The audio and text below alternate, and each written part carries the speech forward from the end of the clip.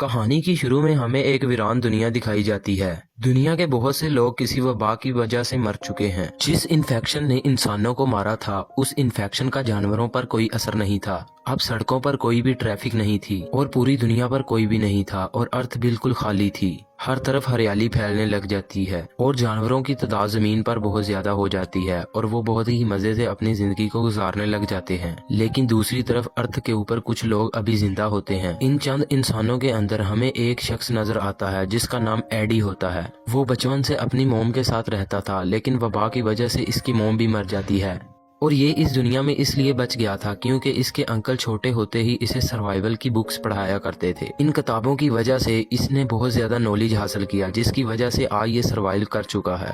इन किताबों की मदद लेकर ही ये अभी तक जिंदा है और ये अपने घर के अंदर नहीं रहता क्योंकि उसका घर अभी पूरी तरह कबाड़ बन चुका है।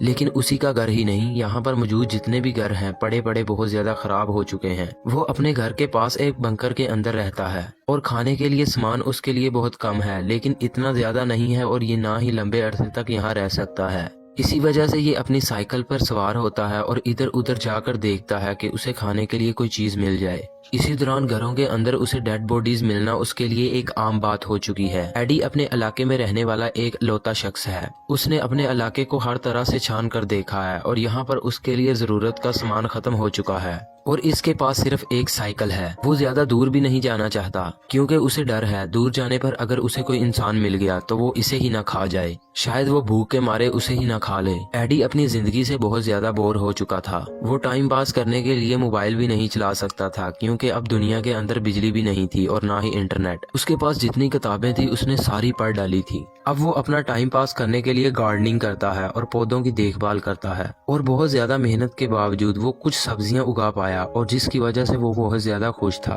रात के वक्त वो लेटा होता है और उसे अचानक कुछ अजीब सी आवाजें सुनाई देती हैं। वो डर कर अपने बंकर के अंदर वापस चला जाता है। सुबह वो उठता है, जरूरत के मुताबिक अपनी साइकिल लेता है और सामान को तलाश करने के लिए निकल जाता है और इसको एक घर की छत के ऊपर एक छोटा सा सोलर पैनल मिलता है और ये बहुत ज्यादा खुश होता है और वो इसे अपने घर ले आता है और इसके जरिए अपने फोन को चार्जर करने लग जाता है। फोन चार्जर करने के बाद वो बहुत से गाने सुनता है और बहुत ही मजे उड़ाता है और इसी दौरान वो अपनी मोम की वीडियो भी फोन के अंदर देखने लग जाता है और वीडियो देखकर वो बहुत ज्यादा उदास हो जाता है।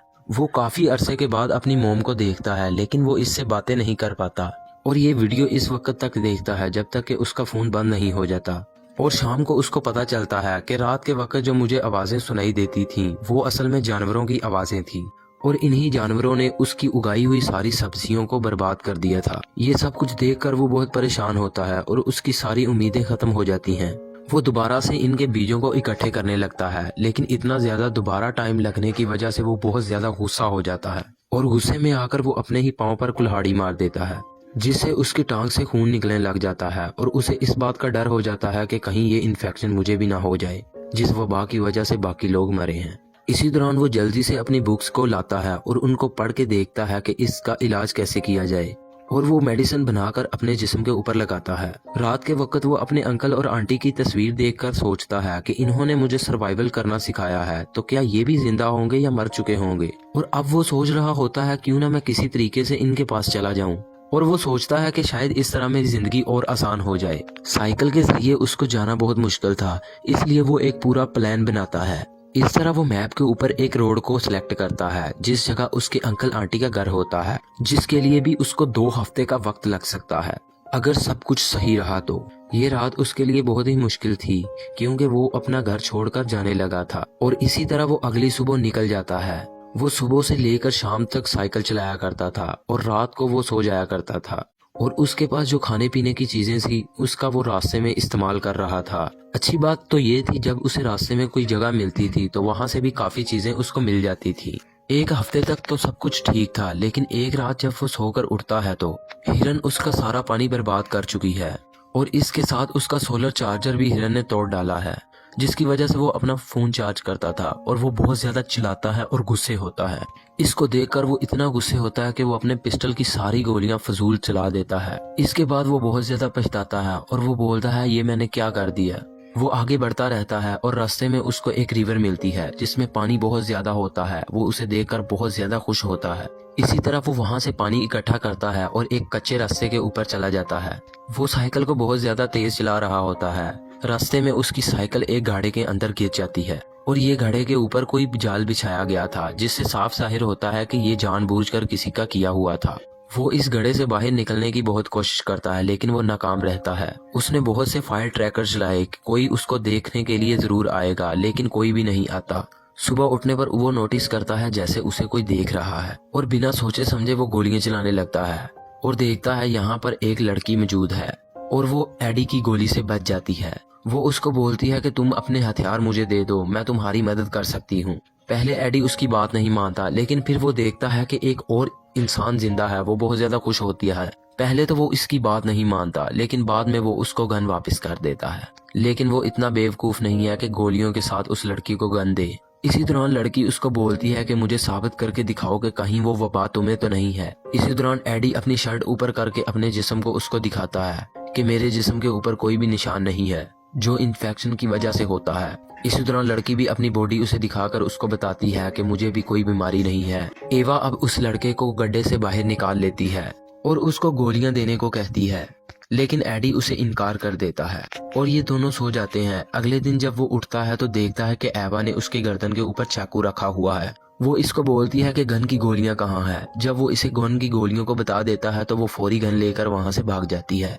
एडी को समझ नहीं आता कि ऐसा उसने क्यों किया। अचानक ही वो 3 और इंसानों को देखता है तो उसे समझ आ जाता है कि एवा इन इंसानों से बचकर भागी थी और इन तीनों आदमियों के हाथ में भी रिवॉल्वर और हथियार थे और ये तीनों ही बहुत ज्यादा गुस्से वाले और जालिम लग रहे थे।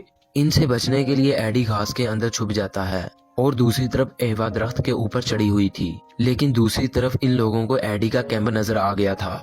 ये लोग पता करना चाहते थे कि असल में इस कैंप के अंदर कौन था। एडी सोचता है कि ये मेरा पता लगाते लगाते सामने मौजूद एवा के दरख्त के पास चले जाएंगे। इसी दौरान वो कुछ फूलों के जरिए अपने जिस्म के ऊपर इन्फेक्शन जैसे निशान बनाता है और ऐसी जगह पर जाकर लेट जाता है जिस जगह पर वो लोगों को नजर आ जाए। जब वो एडी के पास जाते हैं और देखते हैं कि इसके जिस्म पर इन्फेक्शन है तो वो उससे दूर चले जाते हैं। यानी कि एडी का प्लान वर्क कर गया था। अब आदमी वहां से चले जाते हैं। एवा और एडी ने दोबारा फिर अपना कैंप लगाया और यहाँ पर एडी को पता चलता है कि एवा एक प्रेग्नेंट लड़की है। वो एवा से उसके हस्बैंड के बारे में पूछने लग जाता है, जिस पर वो उसे बताती है कि मेरा पति मर चुका है और ये लोग आदमियों से बचने के लिए एक खंडर में छुप जाते हैं, जबकि वो आदमी इन लोगों का खाना खा रहे थे। एडी जाता है और कहीं से 2 साइकिलों का अरेंज कर कर लाता है और वो सोचता है कि अब वो एवा को भी अपने साथ लेकर जाएगा। आधा सफर ये लोग कर चुके थे, लेकिन उसके अंकल के पास जाने के लिए उसको 1 हफ्ता और लगना था और एवा उसके साथ जाने के लिए इनकार कर देती है, क्योंकि जिस जगह पर इसका अंकल रहता था वो एक जगह सेफ नहीं है। लेकिन उसको अपने अंकल के ऊपर बहुत विश्वास था। वो एवा को बोलता है, ठीक है, अगर तुम नहीं जाना चाहती तो मैं तो जाऊंगा जरूर।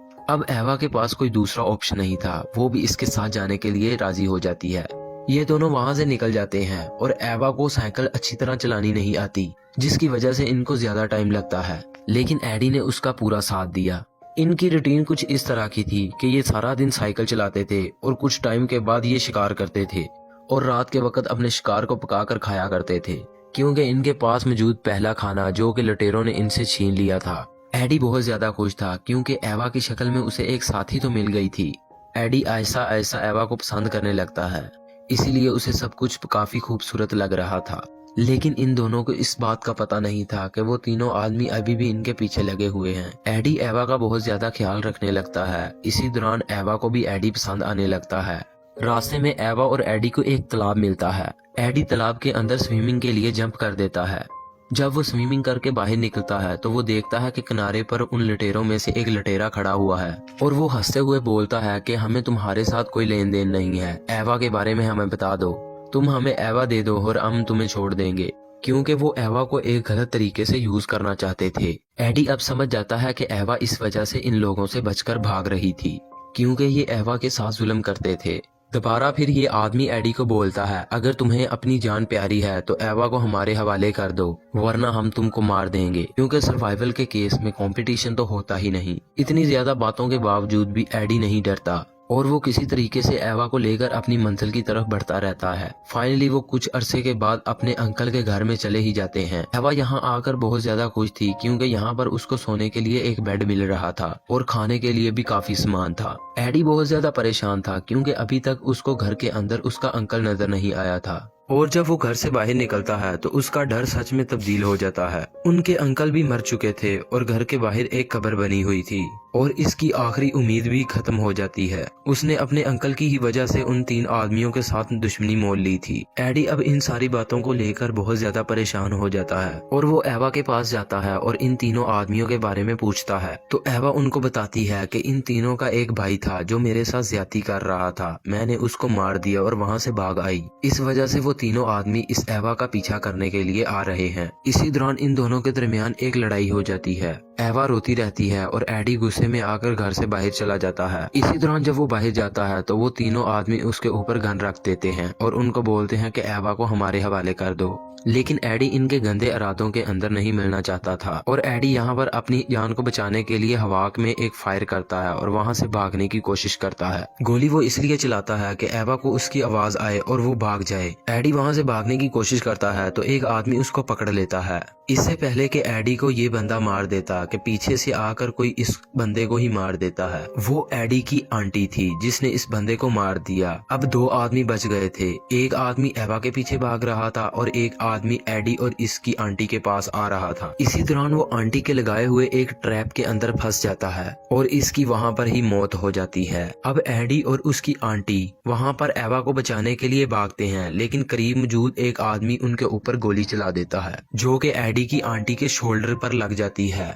और इसी दौरान जब एडी देखता है तो एडी वहां से भागने की कोशिश करता है। इसी दौरान आदमी अपने गुस्से को ठंडा करने के लिए एवा को मारने पीटने लग जाता है और वो इसके पेट के ऊपर जोर जोर से टांगे मारता है। इसी दौरान एडी आ जाता है और वो शोर मचाता है कि इस आदमी का ध्यान मेरी तरफ हो जाए। मौका पाते ही एवा पीछे से एक तीर मारकर इस आदमी का कत्ल कर देती है। फाइनली सारा खतरा इनके ऊपर से खत्म हो जाता है।